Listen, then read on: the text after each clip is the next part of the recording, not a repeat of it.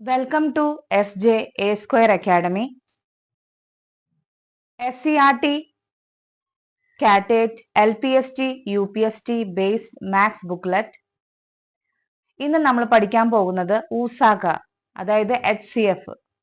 രണ്ടോ അതിലധികമോ സംഖ്യകളുടെ പൊതുഘടകങ്ങളിൽ ഏറ്റവും വലിയ സംഖ്യയെയാണ് ഊസാക, അതായത് HCF എന്ന് പറയുന്നത്. ഉത്തമ സാധാരണ ഘടകം, ഹയസ്റ്റ് കോമൺ ഫാക്ടർ എന്നതിന്റെ ചുരുക്കെഴുത്താണ് ഊസാക HCF. LCM കണ്ടുപിടിച്ചതുപോലെ എല്ലാ സംഖ്യകളെയും ഹരിക്കാൻ കഴിയുന്ന സംഖ്യ കൊണ്ട് ഹരിക്കണം. ഇവിടെ എല്ലാ സംഖ്യകളെയും ഹരിക്കാൻ കഴിയുന്ന സംഖ്യകൾ മാത്രം എടുത്തു ഗുണിച്ചെഴുതിയാൽ അവയുടെ HCF കിട്ടും. ഫോർ എക്സാമ്പിൾ 12, 18, 24 ഇവയുടെ HCF.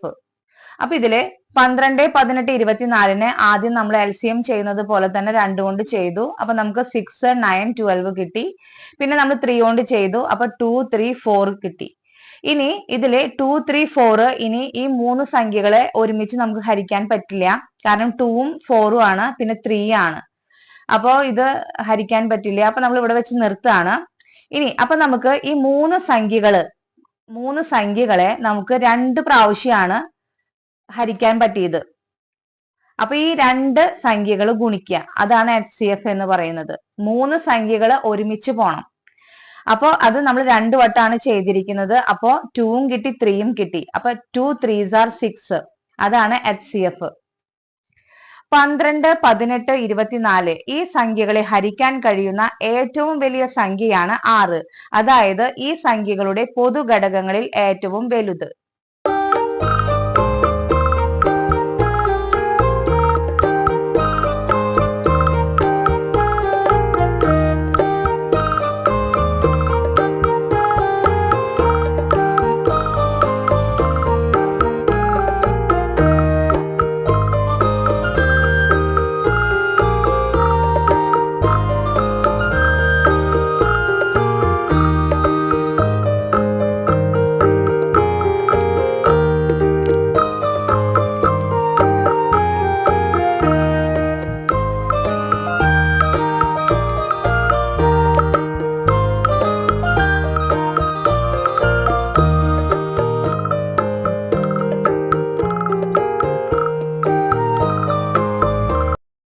പൊതുഘടകം ഇല്ലാത്ത സംഖ്യകളുടെ ഊസാക 1 ആയിരിക്കും. തുടർച്ചയായ എണ്ണൽ സംഖ്യകളുടെ HCF എപ്പോഴും 1 ആയിരിക്കും. ഫോർ എക്സാമ്പിൾ 7, 8 HCF = 1 ആണ്. തുടർച്ചയായ ഇരട്ട സംഖ്യകളുടെ HCF എപ്പോഴും 2 ആയിരിക്കും. ഫോർ എക്സാമ്പിൾ 12, 14, 16 HCF = 2 ആണ്.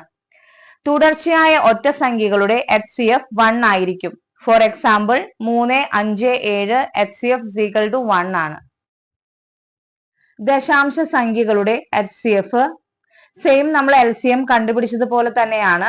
അതായത് ദശാംശ സംഖ്യയിൽ നിന്ന് നമ്മൾ മാറ്റി എഴുതിയതിനു ശേഷം ആൻസർ കണ്ടുപിടിച്ചിട്ട് വീണ്ടും നമ്മൾ ദശാംശത്തിലേക്ക് കൊണ്ടുവരികയാണ് ചെയ്യുന്നത്.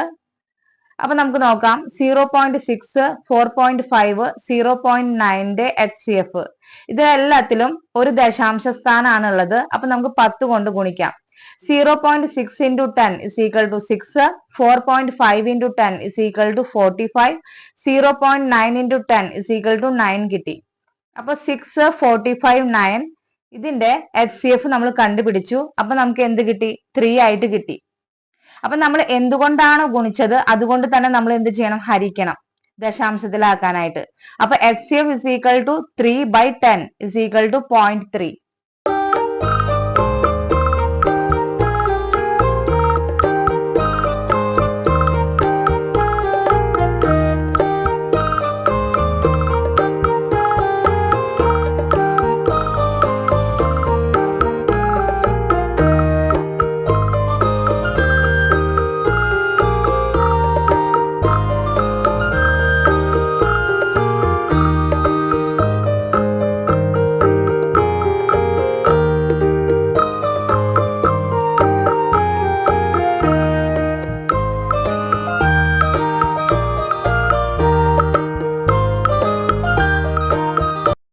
നെക്സ്റ്റ് നമുക്ക് ഒരു പ്രീവിയസ് ക്വസ്റ്റ്യൻ നോക്കാം. 7th one, ക്ലോക്കിലെ സമയം രാവിലെ 9:30 മണി ആയിരുന്നാൽ മണിക്കൂർ സൂചിയും മിനിറ്റ് സൂചിയും തമ്മിലുള്ള കോണളവ് എത്ര ഡിഗ്രി ആയിരിക്കും? Option A 100, option B 107.5, option C 102.5, option D 105.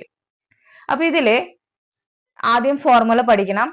30h minus 11/2 m ആണ്.